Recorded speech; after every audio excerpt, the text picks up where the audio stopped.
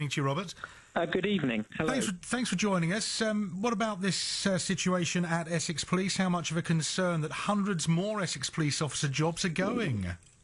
Well, of course there is concern, and of course everybody knows there's a very difficult economic situation. Some painful decisions have to be made because the government isn't getting enough money in order to pay for everything that we would like to pay for. But despite all that, crime in Essex has actually gone down, and it's good that antisocial behaviour, for example, has gone down by nearly 30% over the last few years. Drug crime down by nearly 10%. Total crime has gone down, and that's despite the difficulties with funding that there have been. But that may be down to the good work that the Essex police officers that are there at the moment are doing, and it seems as though, according to the Chief Constable, that the force may have to lose 500 more. That can't be right for the county, surely. At the end of the interview, the Chief of Police said that he didn't know how many he would lose. We've got to be sure whether these are going to be frontline police officers on the beat or whether it just means staff across the board.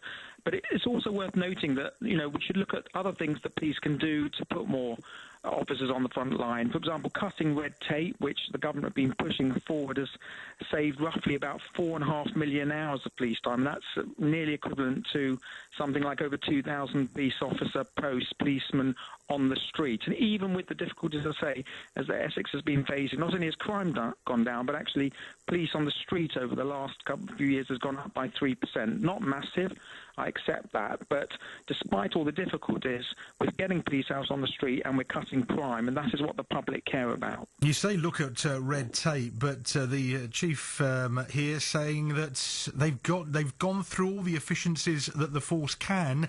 You just come to a breaking point where, and it was quoted this morning, Essex Police may no longer respond to minor incidents such as noise complaints and parking offences due to budget cuts. What are your thoughts on that?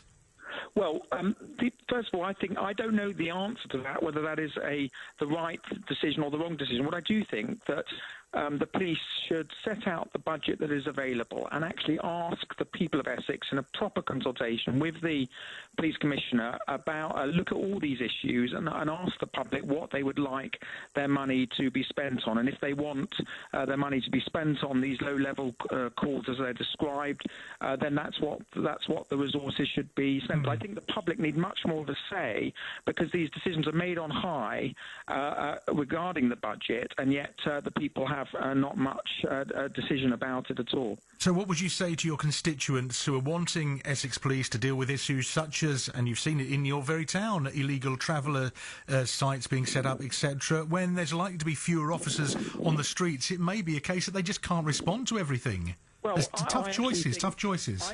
Yeah, of course, there are tough choices and there are tough decisions being made about the money because, as I say, there isn't enough money that the government is getting in because of the deficit. But nevertheless, I believe that the police can respond properly to crime. The laws are there. There are plenty of laws to deal with travellers. The government have recently toughened up the laws only in the last few days, particularly regarding local green space and green belt. As has been seen over the last few years, crime has gone down significantly.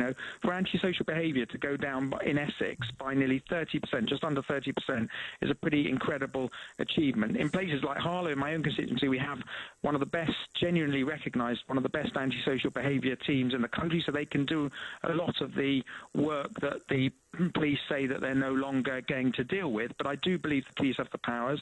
I do believe they need to consult more properly with the people of Essex to set out why they're making the decisions and also give people of Essex a say in what is going on. And I also think they need to look further at reducing red tape and looking at other things like their property portfolio in which they might be able to save money and put more bobbies on the beat.